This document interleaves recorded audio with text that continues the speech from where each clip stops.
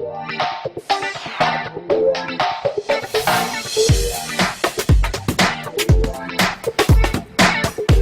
Audio Jungle. Audio Jungle.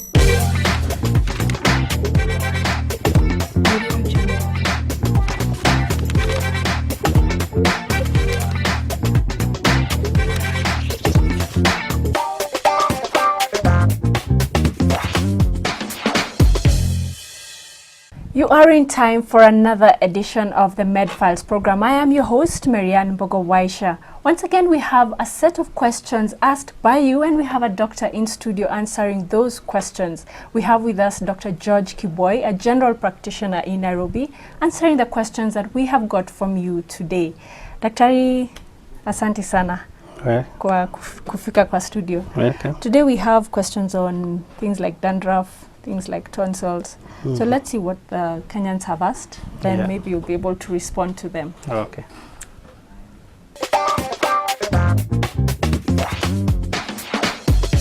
Yeah, I'd like to know what causes dandruffs in hair. What can be done? Because there's a case that I had. It took a while. I had to use medicine. So what causes them? Could it be hygienic problems or just genetic? I'd really love to know. Yeah.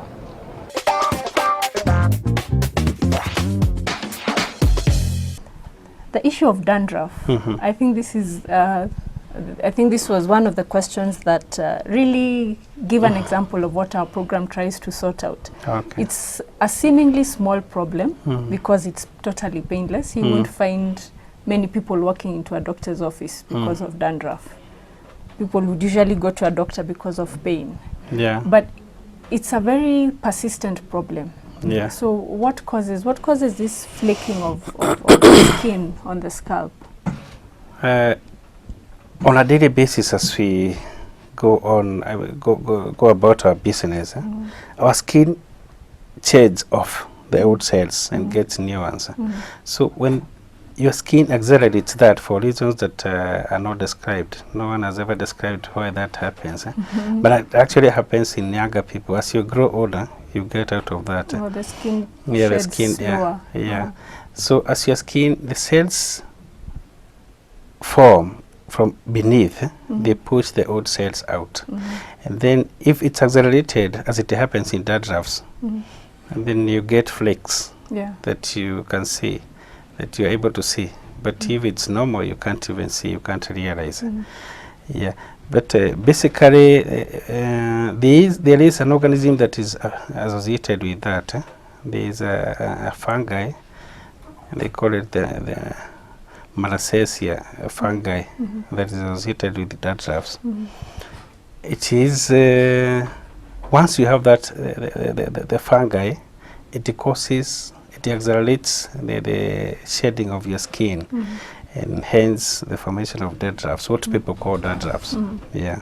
So dandruff is just dead skin. Yeah, it's dead skin, dead cells that are shed off by the body and replaced with the new ones. With new ones. Yeah. So why is it that it's so much more on the scalp? Because if that's the case and I have dandruff, I should have it all over my skin. I'm the same person, it's the same skin. So why that? Why the scalp? Yeah, the scalp, because of its nature, the cells there change faster than others, than on the skin. And again, because of the hair and sweat, people don't get to wipe that out as it happens. So that collects in that the scalp collects a lot there. more. There is sebum, there is sweat, and that helps in the formation of flakes. Yeah. Okay. So if it's about the skin really just regenerating itself. So what can one do? Is it a question, another thing that I guess would be related to this question, to what one can do? Is dandruff hygiene related? Can one be said to be not very hygienic when they have a lot of dandruff? Not really, not really.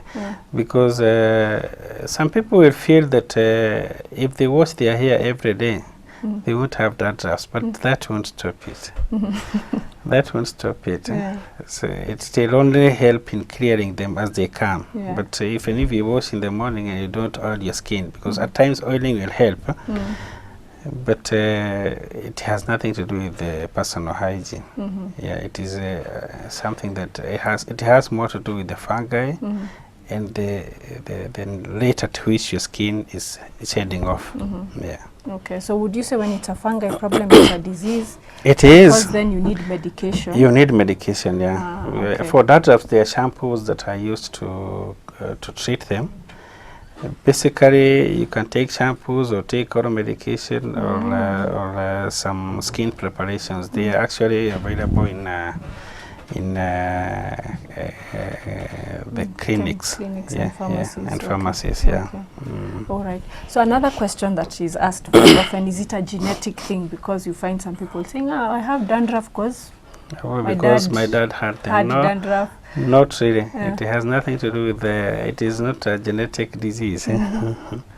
But it happens it is actually common in the young people. As you grow old, you grow out of it. Older people like my grandfather or my grandmother You will rarely not. would find them with dandruff. They'll never have dandruff. But young ones, the young kids, as you see, young people are more prone to fungal infections of the scalp. Like you see in what people call mashiringi, the ringworms. Yeah, they happen in young people. But as you grow old, above the age of 12, you rarely get mashiringi on your head. Yeah. And dandruff also. And dandruff, actually. also- You have dandruff for up to the age of 40, 45. I see. Yeah, Then and after start that, going down. Yeah, it ceases to be a problem. it ceases. Okay. That is it. All right. Let's see what is next.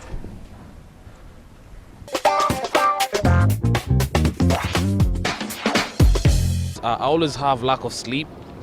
Pretty much I can go to bed even when I go to bed, like even at midnight, I would find myself still waking up early. Even if I go to bed at 4 a.m. in the morning, I'll still find myself waking up like 8 a.m. in the morning. So my question is, what's tossing and turning, and I always find myself waking up early. So my question is, what's the remedy to it? What can I do? Because the thing is, I don't want to take any medication because I'll find myself getting addicted to it, and I don't want to get addicted to it. So what's the remedy to it? Should I do more exercise so that I can get more tired and I can get more rest? This is a question on insomnia. And a lot of people actually, I think more than we realize, suffer from just the problem of lack of sleep and being unable to sleep. And this one gentleman who asked this question, and I think we should respond to his question, is he says he's afraid of taking any form of medication because of fear of addiction. Yeah. So again, I'd want you to give us a bit of a background on insomnia and what some of the causes would be. Yeah.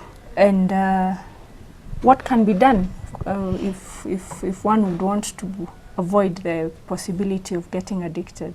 Okay. Yeah.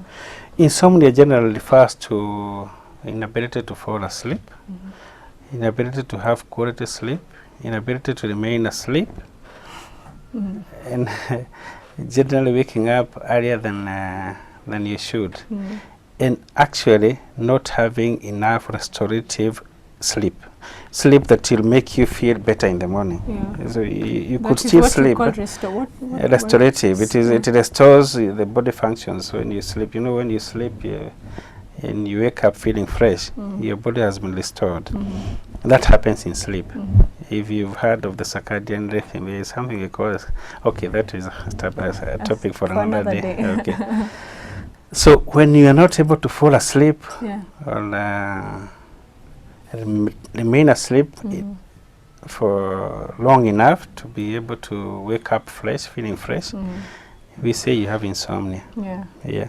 Okay. So what can one do about it? And at what point would one say that it's actually insomnia? Because there could be just a lack of sleep that's temporary, or that is just for that's very slight, perhaps. Yeah. That a few hours. As you say, there could be temporary insomnia that runs for a few days, and then you're able to sleep normally and have a good sleep. There are people quite a number of people will complain of insomnia that runs for over 3-4 weeks, which is actually now becomes chronic. Becomes a problem. Becomes a problem. But insomnia basically is a sign of something else that is happening in your body. In most instances, it is a sign of stress. There are people who worry so much, Anxiety. even becoming anxious and worrying that they might not fall asleep. There are people who, when they go to bed, they say, "Hey, this is too early, I might not be able to sleep." And it happens. So all those, it is basically a problem of anxiety, stress, depression. But once the condition that is causing it is treated, insomnia is also treated. Insomnia improves when you treat the condition that is causing it. Yeah, because on its own, it is not really a disease that it has to have something that is causing it. There are people who abuse drugs like alcohol. Those people who take a lot of alcohol, they are likely to get disturbed sleep because they rarely sleep their natural sleep. So they sleep the sleep that has been induced by alcohol or drugs. So the natural restorative sleep is still, it accumulates. And that makes them feel sleepy later on in the day. It can as well make them not be able to perform normally, so functionality is also affected. Yeah. Okay. So they are not as productive as they should be during the day, and they slept at night. But they slept because they were too high on drugs, on alcohol, or cigarettes. Because even so cigarettes will cause that. It was sleep that was assisted by something. By something else, yeah. Okay, so I think at least I think I'd also want to find out, when you talk of restorative sleep, and that is, like you're saying, sleep that allows the body to rest to a point where it's fresh enough for another day. Yeah. What is what would you say is the correct amount of length of time? The length of time. Yeah. Sorry, the length of time of sleep. It basically goes from in young people goes up to 6 hours. But as you grow old, at 70 years, someone who is 70 years of age, you sleep for 2 hours, and they have enough. Yeah. But someone, because even your body activity, you are more active when you're younger, so you need to sleep longer. Sleep actually is can only be defined for individuals, the sleep time, because there are people who sleep for 4 hours and feel they have had enough rest, they feel refreshed. There are people who sleep for 6 hours and still feel that they have not had enough. But those who do not use drugs such as alcohol should be able to rest, should be able to have restorative sleep within 4 hours. 4 hours, yeah. A normal active adult. Yeah, normal active adult. 4 is enough. 4 is adequate. But people will stretch it to 6 hours, 8 hours. Yeah. But that is for individuals. Yeah. Okay. But as you grow older, the older you grow, it should reduce. Yeah, it reduces. The requirement should reduce. Yeah. Okay. Another question that I would want to pose. We're talking about insomnia, but there is the reverse, where you find somebody sleeps and sleeps and sleeps and sleeps for hours, and still for some reason it's not sufficient. Yeah, it's not sufficient. What would you say? There are conditions, especially psychiatric problems like depression, the stress. At times they'll make you sleep. They make you sleep and feel that you do not want to do anything. You just want to rest in bed. The other conditions like fibromyalgia. Actually, there are different problems that will cause that. There are problems like fibromyalgia where the body is just feeling pain all over. The muscles are feeling pain and you feel lazy and you want to sleep throughout. That is not sleep. That one cannot be defined as a good sleep. Because it is it's as though the body is trying to escape something. Yeah, the body is trying to get away from something that is not pleasant. Yeah. Okay. So that is there, and that is a sign of it is a sign of something else, an underlying problem that requires attention. Yeah. Okay. All right, let's see what is next.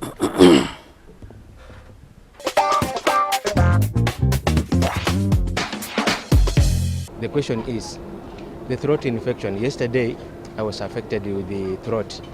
Right now, although I have never taken any tab or a medication, but I can see now I cannot eat, I cannot swallow anything. Even water is a problem. How can I know that the disease was brought by I got the disease in which area? Is it in water? Is it in airborne diseases or why? Okay, there's this another question asked about tonsils. And the first thing I thought when I heard this question was, we refer to this as tonsils, but then we hear you people in your circles talk about tonsillitis. Yeah. There's a sore throat. Yeah. What is the difference between all those? And then this one gentleman also asks about the association of this problem with cold things. Yeah. Yeah, basically tonsils are two tissues right behind your mouth, at the far end of your mouth, on either side. The tissue is actually supposed to protect you. They are supposed to be ballasts that help your body to fight microorganisms and invasions into your respiratory tract. So what happens at times, the tonsils themselves can become victims. They can get infected. Like there are some viruses that would infect the tonsils, and some bacteria like the staphylococcus and streptococcus infect the tonsils. So when your tonsils are infected and inflamed, we say you have tonsillitis. Tonsillitis is inflammation of the tonsils. The tonsils. Yeah. So the term that we use when I say I have tonsils. Yeah, tonsils. Everybody has tonsils. But when they have a problem, when the tonsils are sick, they yeah, it's a term I think we've all people used wrong. People say that they have tonsils, but having tonsils is not a problem because they are there to protect you. Yeah. Okay. So the tonsillitis is when tonsillitis is the problem now. Yeah. Okay. So what is you said it's an infection? Yeah, it is. So what is it about cold? What is the association with tonsillitis and cold, or why is it that some people will get that problem when they drink cold things? Yeah, at times when people take cold, sweet things, normally something that you should know before we go to that, when you take something sweet like a sweet and you don't clean your mouth, that sweetness, that sugar remains in your mouth, can stay there for 8 hours. Basically, when you take something that is that has sugar and it goes down, that sweetness still remains in your mouth, and your mouth has a lot of microorganisms, because microorganisms also help us to they protect us in the mouth, and they help us to digest. So at times, because your tonsils, that sugar has remained there for long, the organisms will multiply, because they multiply very fast. And then as they try to get into you, the tonsils, which are supposed to help you, will actually try to trap them, to fight them, to stop them from getting into the system. So that is where the tonsils get inflamed. They get infected themselves. But otherwise they are your protectors. Yeah, it is like your buttocks being attacked. So the temperature, the sugar, we've understood. Yeah, the sugar, the cold over hot beverage, and they say cold is what will give you tonsillitis. No, that is really. It is the same thing that people say that they get what they call flu because it is cold. Yes. But that is not true. There is no scientific facts to prove that. You can take cold things and still remain healthy. Yeah, so there is basically no association with the cold things or hot things. So that is a wrong association. Yeah, it is an association that people will associate it. It's the same thing people will say that they got pneumonia because it's cold. Yeah, but really it is neither here nor there. Yeah. Then there is a sore throat. What is the difference between a sore throat and tonsillitis in terms of maybe what one would feel? A sore throat could be one of the signs that, a symptom of tonsillitis. People will tell you that their throat is sore. They'll tell you that they have pain on swallowing. But if it is not that, then the sore throat could be the larynx, the voice box. that is where it's a bit sore, because maybe you've overused. There could be infection there. Like people who are always on the mic, they even get to lose sore throat and lose their voice. Yeah. Okay. So basically there is a tonsillitis. I mean, the sore throat is a complaint. It is a complaint in tonsillitis. Yeah. So one would have a sore throat without necessarily, would have maybe trouble swallowing when it's not actually tonsillitis. Yeah. You can still have problems in swallowing, or problems with your voice, and you don't have tonsillitis. But sore throat and tonsils, they could be related. Yeah. Okay. Because it's actually a symptom of the other. The other. Yeah. Okay. And there are times that I've heard of people who have had the tonsils removed. Yeah. What would necessitate that sort of action? Usually in young people, when you get, it used to be a rule. I think it's now changing because medications are coming up, drugs have come up that are able to treat it adequately. If a kid gets more than 3, that was the baseline. If a kid gets more than 3 attacks in a year, it was a recommendation that they have tonsillitis. I mean, a tonsillectomy. The tonsils are extracted. Yeah. For what reason would that? Because I mean, if there's medication to treat it, then well, now it is. You see, the medical science advances as we move on. I've talked about what was done before, but currently they are treated before you go into thinking of removing them. But if they become a problem, they can be removed. But it is because basically it is they are not the only lymph nodes that help you. There are others in the body. Okay. So when there are a problem, they can always be removed. All right. Yeah. But then that leaves the part that they're supposed to protect naked and protected. Yeah, you can say that, but there are still others. When you remove one, it's like losing one arm, the other one becomes active. Okay. So if you lost the use of your left hand, the right one becomes more active, or vice versa. Yeah. So if one is extracted, the other is the body will deactivate the others. All right. Cells of the same. Yeah. Okay. I think that's about it for today. Thank you very much. We hope to have you in studio again. Okay. All right. Thank you very much. You've been watching the MedFiles program. I have been your host, Marianne Bogowaisha. See you next time.